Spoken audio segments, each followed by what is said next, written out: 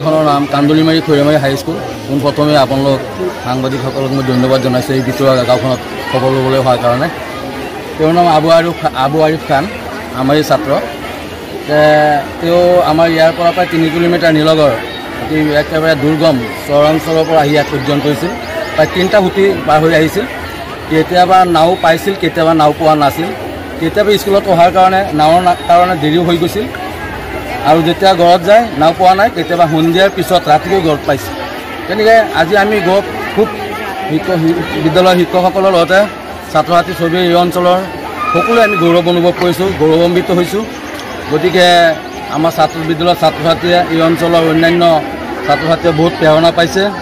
ভৱিষ্যতে আবু আৰিফ খান ছাত্ৰ অৱস্থাৰ পৰাই খুব নম্ৰ আৰু মেধাৱী আছিল, খুব অমায়িক আছিল ক্লাছত আৰু শিক্ষাগুৰুসকলৰ প্ৰতিটো কথা সি খুব মনোযোগেৰে শুনিছিল আৰু গুৰুত্বপূৰ্ণ প্ৰশ্ন কৰিছিল ক্লাছত।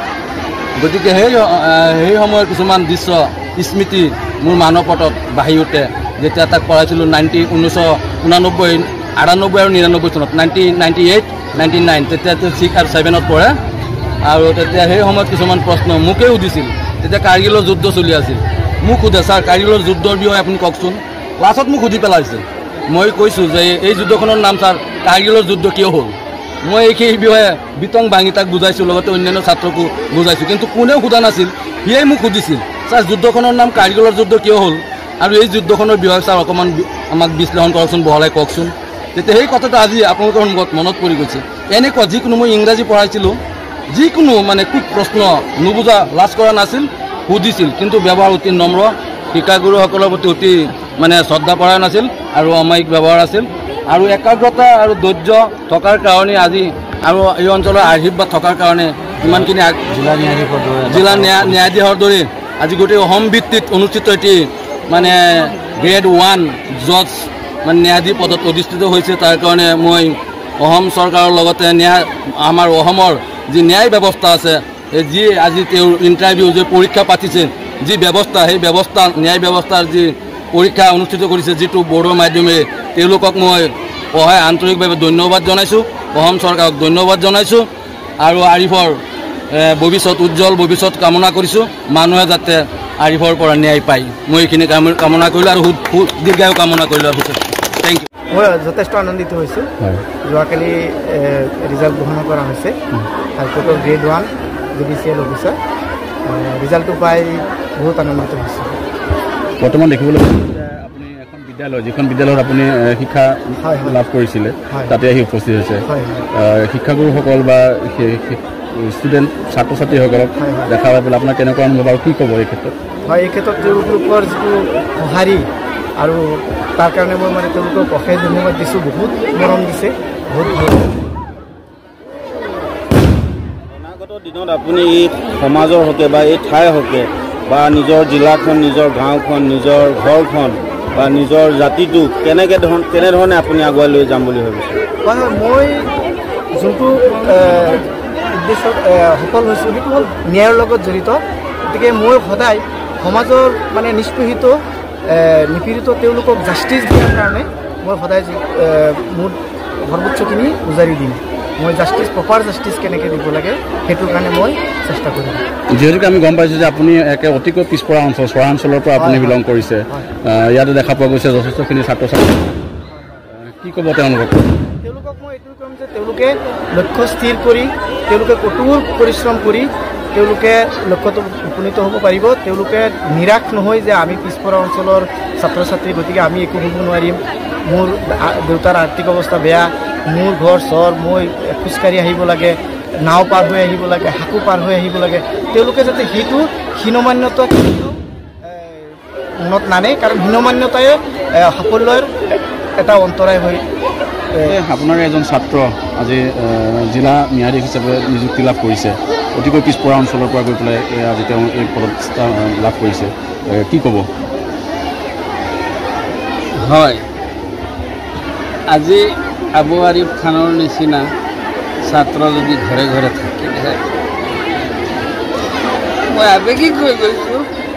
দুজন ছাত্ৰ, তেওঁ 2001ত মেট্ৰিক পাছ কৰিছে। যেতিয়া স্কুলত আহিছে, স্কুলটো ভাঙচাৰ 1983 চনত স্কুলটো হৈছে, খেৰৰ ঘৰ ৰাইজৰ দান বৰঙণিৰে চলিছে বিদ্যালয়খন। মাষ্টৰবিলাকে পেটত গামোচা বান্ধি 1 টকা দৰমহা নোপোৱাকৈ তেওঁলোকক পঢ়াইছে। 2001 মেট্ৰিক পাছ কৰি গৈছে। তেওঁ ঘৰৰ পৰা আহিলে 3টা হুটি পাৰ হ'ব লাগে। এতিয়াতো হাত আছে, তেতিয়াতো হাকো নাই।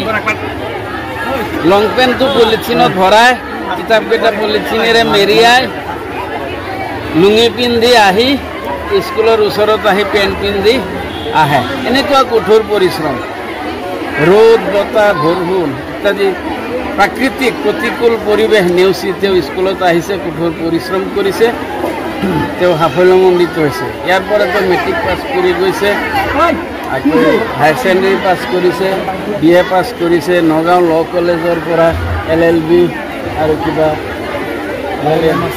LLM আৰু AJS পৰীক্ষাত তেওঁ উত্তীৰ্ণ হৈছে।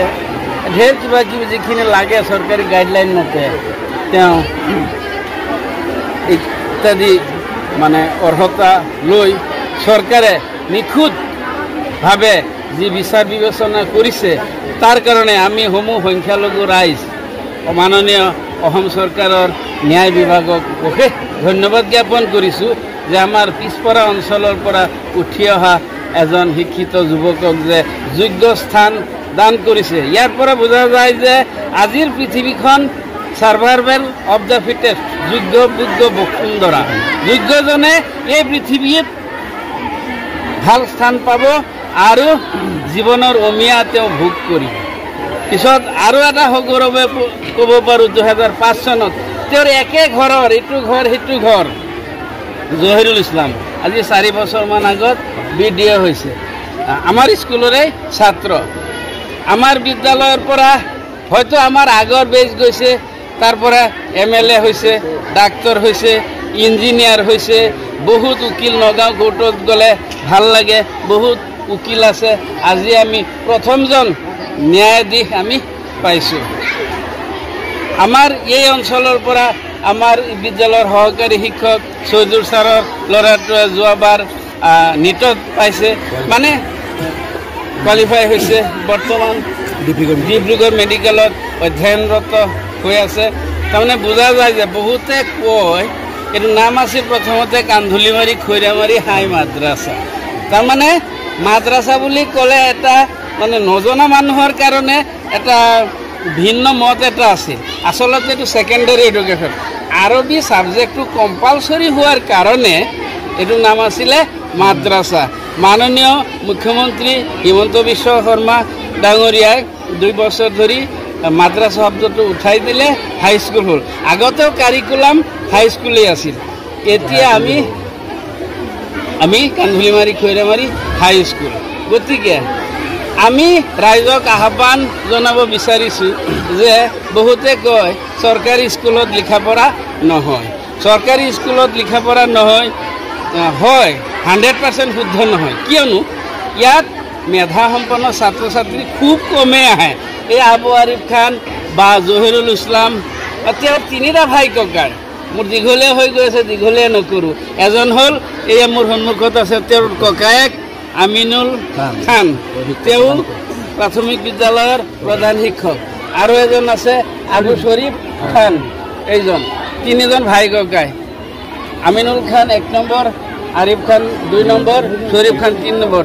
3জনে চৰকাৰী নিযুক্তিত মক্ৰল হৈ আছে, মানে চাকৰি কৰি আছে।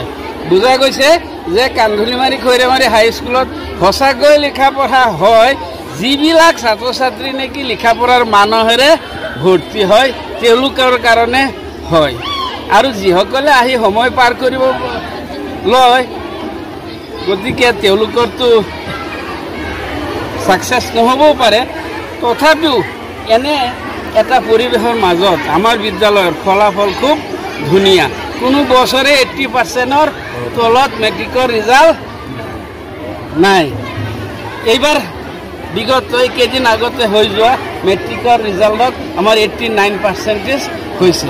হয়তো ডিষ্ট্ৰিক্টত যদি ভাল পাৰ্চেণ্টেজৰ মানে স্কুল আছে তাৰ ভিতৰত আমাৰ বিদ্যালয়ো এখন। গতিকে আমাৰ বিদ্যালয়ত যে লিখা পঢ়া হয় তাৰ কাৰণে আমি ৰাইজক অৱগত কৰিলোঁ আপোনালোকৰ জৰিয়তে। ধন্যবাদ।